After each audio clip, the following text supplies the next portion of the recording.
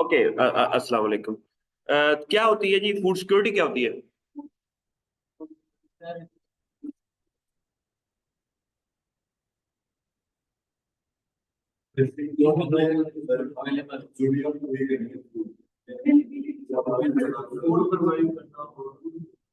Good food provide करना, फिर good food हो, अवेलेबल भी हो। ये ना हो कि एक बंदा वो बेचारा गरीब है, शहर में फूड है, अच्छी न्यूट्रिशन फूड भी है, लेकिन उसको इकोनॉमिक क्राइसिस की वजह से ही कैन नॉट अफोर्ड और ही कैन नॉट बाय। तो this is also food insecure हो गई। ठीक है। तो हॉर्टिकल्चर ज़्यादा पोस्ट हार्वेस्ट मेन पर्पज यही है कि दुनिया को सिक्योरिटी देनी in the term of food. तो दिस इज अ मेजर जो है ना, जहाँ दुनिया के अंदर जो इकोनॉमिक क्रॉप है शायद इतने विटामिन विटामिन नहीं देते, लेकिन जो हॉर्टिकल्चर क्रॉप्स हैं वो माल न्यूट्रिशन का शिकार नहीं होने देते। मेरी बात दिस इज इसलिए जो फूड सिक्योरिटी अगर हम देखें ना, तो सबसे बड़ा जो खिलाड़ी है फूड सिक्योरिटी के, वो हॉर्टिकल्चरिस्ट है। ऐसे ही है। तो they are the major contributor to the global food security. ठीक है। तो उसके अंदर फिर ये इसके लिए डिफरेंट जो टेक्निक्स हैं, pre and post harvest management technique to better profit producing by reducing waste. सबसे पहला ये है कि हमने वेस्ट को रिड्यूस करना है। कैसे करेंगे रिड्यूस? ज़ाहिर है, जो हमारी पोस्ट हार्वेस्ट मैनेजमेंट है उसको हमने इम्प्रूव करना है। वो कैसे इम्प्रूव करेंगे? कि हम जो नेचर के अंदर प्रोड्यूस हुई है ना, जो नेचुरल प्रोसेसेस के अंदर चीज प्रोड्यूस हुई है, उसको मेंटेन रखना। जो नेचर, फर्ज किया हमने फूड ग्रो किया है, अगर हम डायरेक्ट नेचर से खाएंगे ना, तो वो हमारे लिए न्यूट्रिशियस होगी। इसलिए हम अक्सर ये कहते हैं कि हमें किचन गार्डनिंग करनी चाहिए। उसका भी मकसद यही है कि जब हम बाजार से चीजें लेके आएंगे तो उसके अंदर न्यूट्रिशन कम हो जाएगी, हार्वेस्ट होगा वो एक पूरी ट्रांसपोर्टेशन सिस्टम के थ्रू। जब वो मंडी से आपके घर तक पहुंचेगा तो उसके अंदर वो तमाम इम्यूनो न्यूट्रिएंट्स जो हमारी सेहत के लिए अच्छे हैं, they may not be available in the. ठीक है। इसलिए वर्ल्ड वाइड पूरी दुनिया में किचन गार्डनिंग जो है एक अर्बन एग्रीकल्चर का एक सब्जेक्ट है। इसलिए हॉर्टिकल्चर लाहौर में हो और हम फ्लोरिश ना करें तो ये, क्योंकि है ही जो अगर हम कह रहे हैं एग्रोनॉमी, तो वो नॉर्मली उसको कहते हैं हम रूरल एग्रीकल्चर। लेकिन अगर हम अर्बन एग्रीकल्चर की बात करते हैं तो वो हॉर्टिकल्चर है। ठीक है।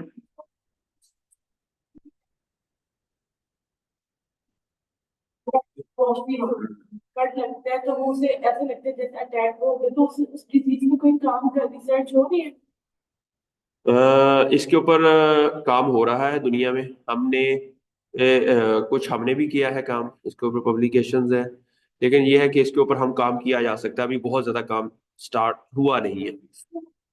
कटिंग लगते हैं ना, तो हाँ। इसको कट करते हैं फिर हार्वेस्टिंग का इसका कोई ऐसा मेथड देना चाहिए जिसमें इसे कट ना हो, इसमें कोई और नहीं, हार्वेस्टिंग। हार्वेस्टिंग के दौरान कट तो होगा, हाँ। डेफिनेटली होगा। तो हम ये देखें ना कि जब हार्वेस्टिंग हो ना, जो मायरोसिनेज जो एंजाइम है, हम उनको इनएक्टिवेट कर दें। मायरोसिनेज क्या करता है? वो जो कैंसर वाले इंपॉर्टेंट न्यूट्रिएंट्स है ना, उनको दूसरे सल्फर जैसे कंपाउंड में कन्वर्ट कर देता है। और वो जो सल्फर एफिनेट है ना, they not even good for our health. वो इंसेक्ट रिपेलेंट भी है, लेकिन they are not even good for our health as well. ठीक है। इसलिए जो पोस्ट हार्वेस्ट मैनेजमेंट के ऊपर हमें रिसर्च करने की जरूरत है कि कैसी चीजें, ऐसी टेक्नोलॉजीज डेवलप की जाएं जिससे हमारे जो न्यूट्रिएंट्स हैं ना, स्पेशली जो न्यूट्रिएंट्स हैं, वो हमारे क्रॉप्स के अंदर मेंटेन रहें, या फ्रूट्स के अंदर या वेजिटेबल के अंदर।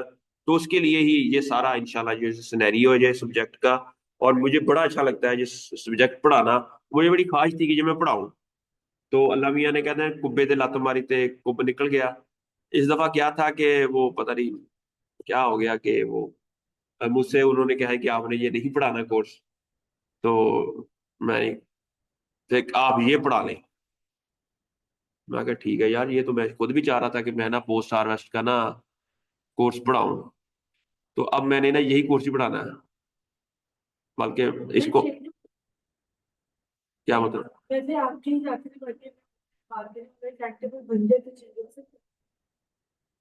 है ना, क्या हुआ है?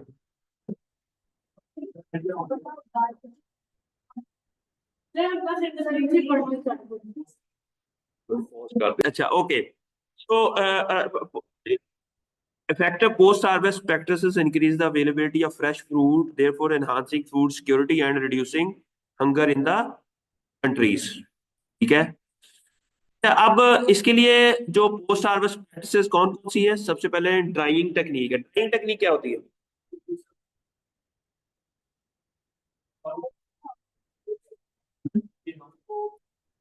हाँ, किशमिश बना देते हैं वो चिलीज को ड्राई करके। आजकल सोलर ड्रायर लगाए हुए हैं लोगों ने, और उसको चिलीज की जिसके चैनल लाई पड़ जाती है। और पहले लोग ना ओपन फील्ड में करते थे। उसका नुकसान ये होता था कि लोग ना उसके अंदर फंगस आ जाती थी, MRL लेवल भी ज्यादा हो जाता था ना। लेकिन अब वो चिलीज के लिए ना Pakistan horticulture development and export company कह रहे हैं हमने कोई 5-6 जो ड्रायर है ना चिली के, वो हमने डिफरेंट सिंध की जो फार्मर्स है ना उनको हमने डिस्ट्रीब्यूट किए हैं, और जिसकी वजह से अब पाकिस्तान की चिलीज एक्सपोर्ट होना शुरू हो गई है। It means we need to do something कि हमारी एक्सपोर्ट हो सके, क्योंकि सबसे पढ़े लिखे लोग हम हैं। हमने कोशिश करनी है कि चीजें हमारी एक्सपोर्ट लेवल पे चली नहीं ज़ाहिर है कुछ ना कुछ तो आता है। वो न्यूट्रिशनल कंटेंट जो ज़ाहिर है वो चीज़ें जो होती हैं वो इसलिए तो जो ड्राई करने से उसके अंदर न्यूट्रिशनल वो सारा काम आता है, ठीक है। लेकिन बिल्कुल ही ज़ाया होने से तो अच्छा है ना कि we should convert them into an a form that can be eatable. ठीक है, हम उसके लिए फिर वैल्यू एडिशन कर लें कि उसके उस फ्रूट के अंदर कोई आर्टिफिशियल तरीके से कोई और न्यूट्रेंट ऐड कर दे। ठीक है, जिस तरह ये नेस्ले वाले योगर्ट बनाते हैं। अब ये योगर्ट जो बनाता है उसके अंदर दो चीजें होती हैं। आपको पता है ना कि हमारे बॉडी के अंदर, आपको ये भी पता होना चाहिए कि वो जो हम फूड टेक्नोलॉजी वाले पढ़ते हैं, फूड न्यूट्रिशन, ये न्यूट्रिशन भी आपको पता होना चाहिए अगर आपने पोस्ट हार्वेस्ट में काम करना है कि जब हम फ्रूट खाते हैं तो हमारी इम्यूनिटी कैसे बढ़ती है। न्यूट्रिएंट्स क्या करते हैं कि नॉर्मली जो हमारे ना हमारा, आपको पता है कि एक स्टार्च होता है। स्टार्च भी दो तरह की होती है। स्टार्च होता है एक अमाइलोज, एक माइलोपेक्टर। जो अमाइलोज है वो इजीली डाइजेस्टेबल नहीं है स्टोमक के अंदर। अच्छा, वो खुराक जो मैदे के अंदर डाइजेस्ट ना हो सके वो अच्छी होती है। वो अच्छी होती है। अच्छा, वो क्यों क्यों अच्छी होती है? डाइजेस्ट हो जाए वो तो हमारी ब्लड का हिस्सा, तो बहुत ज्यादा डाइजेस्ट ना हो, इतनी का माइंड हो जो हमारी बॉडी को एनर्जी के लिए चाहिए वो उतनी सो। अगर ज्यादा डाइजेस्ट हो जाएगी वो फैट में कन्वर्ट हो जाएगी। स्टार्च या ग्लूकोज के अंदर कन्वर्ट हुई। ग्लूकोज क्या करता है, हमारी बॉडी के स्ट्रीम के अंदर, ब्लड स्ट्रीम के अंदर चला जाता है। हम नाक से ऑक्सीजन लेते हैं। क्या होता है कि वो ब्लड हमारे लंग्स में ऑक्सीजन जाती है, ब्लड के थ्रू सर्कुलेट होती है। ऑक्सीजन, ग्लूकोज हमारे स्टोमक के थ्रू जाती है ब्लड के अंदर, और पूरी बॉडी में सर्कुलेट होती है। ऑक्सीजन भी सर्कुलेट हो रही है। जिस बॉडी को जहां एनर्जी की, हमारे बॉडी के सेल्स को एनर्जी की रिक्वायरमेंट है, वहां जाकर वो रिएक्शन करते हैं ग्लूकोज और ऑक्सीजन, और एटीपी प्रोड्यूस कर देते हैं, हमारी एनर्जी आ गई। लेकिन अगर ग्लूकोज ब्लड के अंदर बढ़ जाए, जिसको हम ग्लिसेमिक इंडेक्स कहते हैं, क्या कहते हैं? ग्लिसेमिक इंडेक्स बढ़ना नहीं चाहिए, वो एक नॉर्मल रहना चाहिए। अगर ग्लिसेमिक इंडेक्स बढ़ जाता है तो उसमें शुगर हो जाती है। इसलिए मैंने कहा ना कि वो तमाम हमें एक बहुत ही लिमिटेड अमाउंट ऑफ जो फूड है ना वो डाइजेस्ट हो स्टोमक के अंदर तो वो ज्यादा अच्छा है। ठीक है, ब्लड के अंदर हमने शुगर का लेवल कम करना है। हाँ, अब दूसरी बात जो मैंने कहा है कि अगर जिस तरह फाइबर्स हम खाते हैं, फाइबर जो होता है, फाइबर फाइबर क्या होता है? वो भी कार्बोहाइड्रेट होते हैं। आपको पता है जो आपका ग्लूकोज है वो भी कार्बोहाइड्रेट है, लेकिन आपका वो जो फाइबर है वो भी कार्बोहाइड्रेट्स है। लेकिन वो जो फाइबर्स है ना वो गुड कार्बोहाइड्रेट्स हैं, क्योंकि वो डाइजेस्ट नहीं होते। तो आपकी सेलुलोज, सेल वॉल, ये क्या है? फाइबर। सेलुलोज क्या है? पेक्टन फाइबर। ये क्या है? फाइबर है। इसलिए हम लीफी वेजिटेबल खाते हैं वो कहाँ जाके डाइजेस्ट होती है, नेक्स्ट क्वेश्चन। वो होती है छोटी आंत के अंदर जाके, डुओडेनम और वो जो स्मॉल इंटेस्टाइन है। अब वहां कैसे डाइजेस्ट होते हैं? वहां हमारी बॉडी नहीं उसको डाइजेस्ट करती, वहां पर बैक्टीरिया होते हैं, वो उनकी खुराक होती है। वो बैक्टीरिया जो हमारी बॉडी के अंदर इम्यूनो न्यूट्रिएंट पैदा करते हैं, क्या करते हैं? इम्यूनिटी इनहांस करते हैं। ये जो ग्लूकोज मैंने कहा था ना, ये जो प्रोटीन। ब्रोकली, वो भी इम्यूनो न्यूट्रिएंट्स पैदा करता है, लेकिन उधर जाके छोटी आंत के अंदर या डुओडेनम के अंदर ना। अब वहां से वो जो इम्यूनो न्यूट्रिएंट्स है वो हमारी इम्यूनिटी को इनहांस कर देते हैं, एंटी कैंसरस कंपाउंड को, जिसे कैंसर नहीं होने देते ना। अब ये सारा काम हमारा मैदे में नहीं हो रहा, ये कहाँ हो रहा है? स्मॉल इंटेस्टाइन में या डुओडेनम में। अच्छा, अब नेस्ले वाले ये योगर्ट बनाते हैं, ये डिफरेंट तरह के योगर्ट्स, वो साथ में वो बैक्टीरिया भी योगर्ट योगर्ट के अंदर ऐड कर देते हैं, साथ में ये फाइबर टाइप कंपाउंड भी, फाइबर टाइप कंपाउंड भी, वो दोनों ही, जब हम वो योगर्ट खाते हैं, वो दोनों चीजें डाइजेस्ट नहीं होती स्टोमक के अंदर। और वो दोनों के दोनों जब छोटी आंत में जाते हैं, वहां जाकर उनको वो फैक्ट्री है उनकी अमीनो न्यूट्रिएंट्स की, तो वहां जाकर वो क्या करते हैं कि नेस्ले, बुनियाद, ये जो इनका कंसेप्ट यही है। आपको पता होना चाहिए what is the concept of भी नेस्ले, और ये फूड कैसी अच्छी, दुनिया की सबसे अच्छी फूड बनाना चाहती हूँ या चाहता हूँ, मैं बड़ी होके ड्रामेबाजी करना चाहती हूँ। तो वो जो ड्रामेबाजी है ना, वो उसका कंसेप्ट क्या है? Prebiotic and probiotic. प्रीबायोटिक का मतलब जो बायोटिक जो जिसको खाता है, ठीक है। अब वो सारी कहानी आपको पता होना चाहिए कि हाउ डिफरेंट जो साइंटिस्ट हैं ये develop these foods that is available to human consumption, ठीक है। इसलिए हमने ऐसी न्यूट्रिएंट रिच फूड हमें खानी चाहिए, सैलड खाना चाहिए, ये फाइबर रिच फूड। हालांकि वो भी कार्बोहाइड्रेट्स होते हैं, लेकिन they are very good carbohydrates. अब स्टार्च, पोटैटो के अंदर स्टार्च होती है। स्टार्च भी दो तरह की होती है, मैंने कहा एक अमाइलोस, एक अमाइलोपेक्टिन। अमाइलोपेक्टिन बहुत इजीली डाइजेस्ट हो जाती है, जैसे पोटैटो पाई जाती पाई जाती है, दोनों चीजें पाई जाती है। इसलिए, हाँ, इसलिए हम अच्छा, वो हमें, अगर हम ऐसा पोटैटो हो जिसके अंदर अमाइलो ज्यादा हो, अमाइलोपेक्टिन कम हो, वो ज्यादा अच्छा है। है, ऐसे कौन से पोटैटो? इसके ऊपर अभी हम रिसर्च कर रहे हैं। ये हमने वाटर कंटेंट कम होते हैं, इसी के ऊपर हमने एक प्रोजेक्ट भी लिखा है। अभी मेरी स्टूडेंट है हरम, जो उसका नहीं प्रेजेंटेशन दी थी, इतनी, मैं नेक्स्ट इंशाल्लाह क्लास में ना आपको उसके उसका जो प्रोजेक्ट उसने लिखा है ना, आपको मजा आएगा।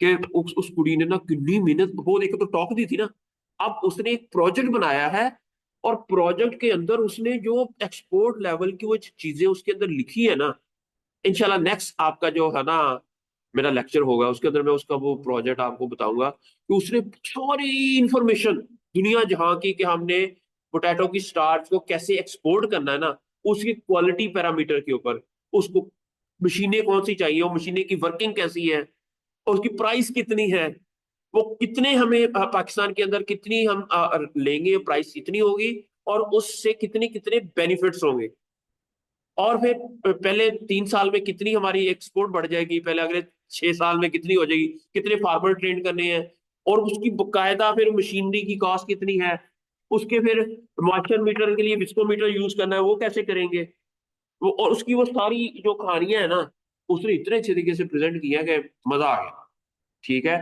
तो और इसी तरह का मैं चाह रहा हूँ कि आप लोग भी इतने ट्रेंड हो जाएं कि you should know how to we solve the problem of horticulture in the post harvest. अच्छा, packaging method is also very important. Packaging क्या है? Proper packaging products during transportation and storage, जिसकी वजह से मिनिमम ब्रशिंग आए और spoilage को। और इसका अगला है स्टोरेज। पाकिस्तान के अंदर सबसे बड़ा प्रॉब्लम स्टोरेज का है, हमारे पास कूल चीन नहीं है, और अगर हमारे पास इफेक्टिव स्टोरेज मैनेजमेंट टेक्नोलॉजीज हों तो उससे हम लाइफ ऑफ फ्रेश प्रोडक्ट्स को हम मेंटेन कर सकते हैं। कुछ के नाम बता दे जिससे जिसमें हमारे लोग ज्यादा हमारे। इसका मुझे अभी आइडिया नहीं है, लेकिन मैं आपको बता दूंगा, मुझे अभी आइडिया नहीं है, ठीक है। बल्कि आप मुझे बताइएगा इसका। तो मार्केट फार्मर्स आल्सो ऑफन, जो मार्केट चैलेंजेस क्या है, ये वैसे ऑलरेडी हमने उस वर्कशॉप में काफी हद तक ये पढ़ लिया था कि क्या क्या चैलेंजेस हैं। क्या है कि मार्केट सक्सेस नहीं है, लॉसेज हैं, सिग्निफिकेंट अमाउंट ऑफ प्रोड्यूस और loss due to inadequate storage, pest infestation and poor handling practices. और आज तो मार्केट एक्सेस डिमांड नहीं है कि हमारे जो फार्मर है उनको बेचारे को पता नहीं है कि हमने अपनी खुराक बेचनी कहाँ है, उसको सेल कहाँ करना है। तो हमारा जो मिडल मैन है वो पैसा कमा जाता है और फार्मर्स जो है वो ठीक है, तो उसकी वजह से ये बड़ा प्रॉब्लम आता है। ठीक है। और उसके बाद है, हमें टेक्नोलॉजिकल इनोवेटिव टूल चाहिए, इमर्जिंग टेक्नोलॉजी चाहिए, लाइक ऑटोमेशन है, डाटा सेंसर्स हैं, डाटा मैनेजमेंट है, एनहांसिंग एफिशिएंसी इन पोस्ट हार्वेस्ट।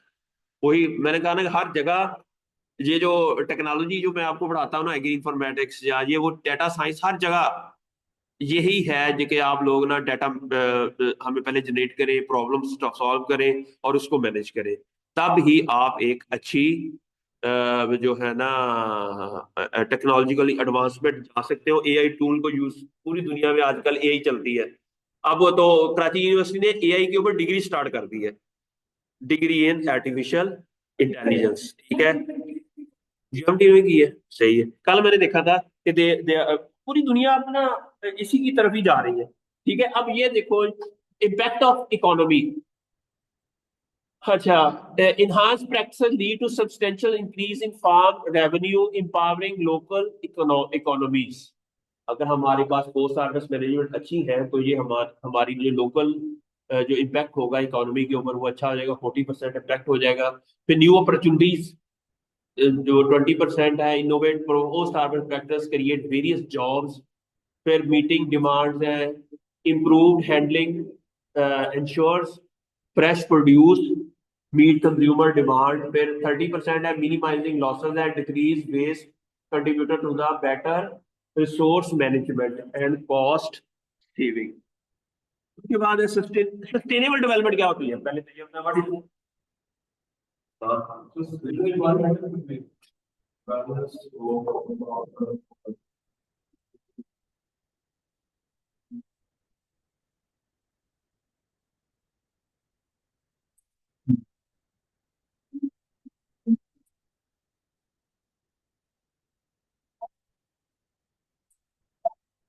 एक्सीलेंट।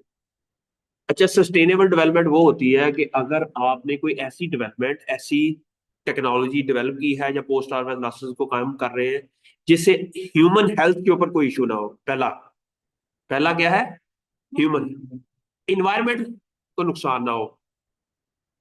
दो, दो इसका मेन। तीसरा ये है, ऐसी डेवलपमेंट जिससे हमारे आने वाली जनरेशन को नुकसान ना हो। वो कैसे, हम ऐसे रिसोर्सेज खत्म ना कर दें, नेचुरल रिसोर्सेज ना।